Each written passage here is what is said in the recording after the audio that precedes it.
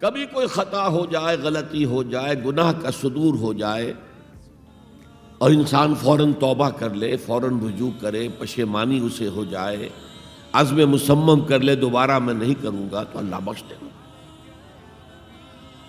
انما التوبۃ علی اللہ للذین یعملون السوء بجہالۃ ثم یتوبون من قریب، سورہ نساء میں فرمایا اللہ کے ذمے ہے ان لوگوں کی توبہ قبول کرنا۔ انما التوبۃ علی اللہ، اللہ کے ذمے ہے۔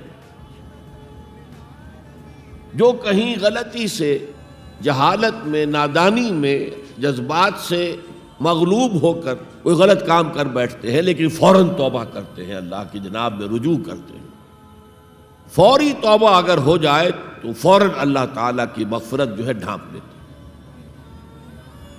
لیکن اگر مستقل طور پر کسی ایک معصیت پر بھی ڈیرا ڈال دیا جائے، مثلا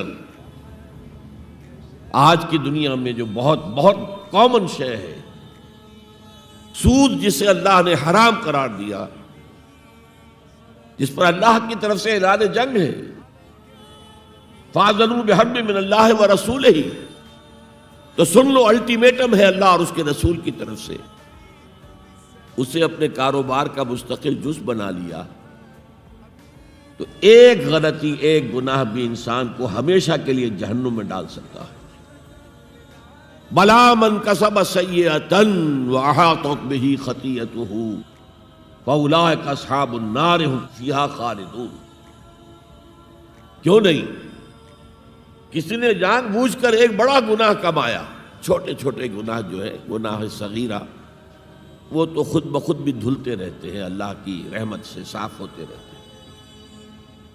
لیکن کسی نے کبیرہ گناہ کمایا، جان بوجھ کر کیا، اور پھر اس پر ڈیرے ڈال دیے اور وہ گناہ اس کے گرد گھیرا کر بیٹھا، احاطت بہ خطیئتہ فاولئک اصحاب النار ہم فیہا خالدون، تو وہ ہے جہنمی اور اس میں ہمیشہ رہنے والے۔ تو اطاعت اللہ کی، اطاعت رسول کی، یہ تو اسلام کا بنیادی مطالبہ ہے۔ اگر یہ بھی نہیں ہے تو پھر کچھ نہیں، اگر یہ نہیں تو بابا پھر سب کہانیاں۔ اب ذرا اس سے قدم اوپر اٹھیے، اطاعت کے ساتھ محبت۔ جب اللہ کی اطاعت کے ساتھ اللہ کی محبت جمع ہو جائے گی تو اس کا نام ہے عبادت۔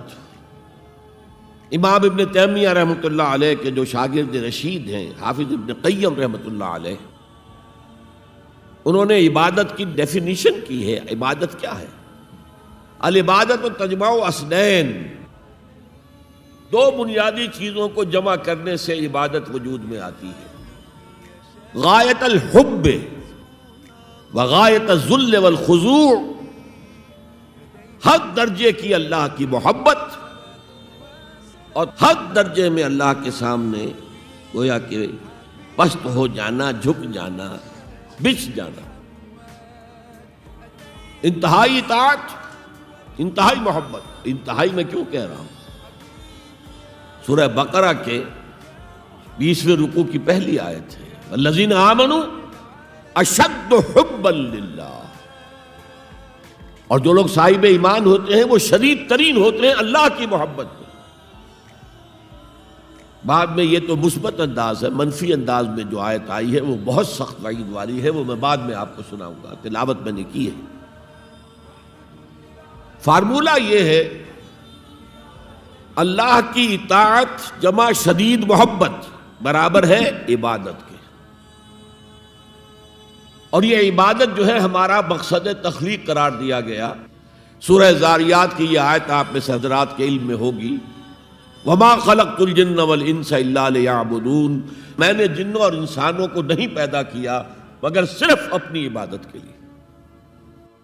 یہ ہمارا مقصد تخلیق ہے۔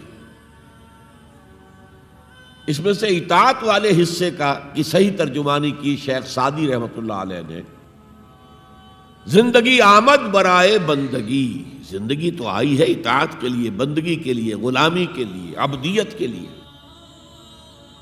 زندگی آمد برائے بندگی، زندگی بے بندگی شرمندگی۔ اگر اللہ کی بندگی ہی نہیں ہے تو سراسر شرمندگی ہے یہ، اور کچھ بھی نہیں۔ تو اللہ تعالیٰ کی عبادت جس کے لیے ہمیں پیدا کیا گیا، اسی کی دعوت تمام رسولوں نے دی۔ یا قوم اعبدوا اللہ ما لکم من الہ غیرہ، اے میری قوم کے لوگو اللہ کی عبادت کرو، تمہارا کوئی معبود اس کے سوا نہیں ہے۔ حضرت نوح کی دعوت بھی یہی تھی، حضرت ہود کی بھی یہی تھی، حضرت صالح کی بھی یہی تھی، حضرت شعیب کی بھی یہی تھی۔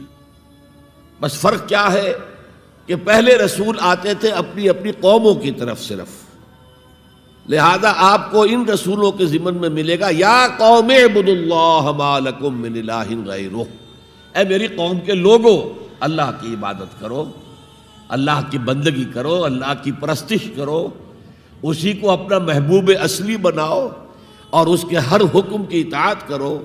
یا قوم اعبدوا اللہ ما لکم من الہ غیرہ۔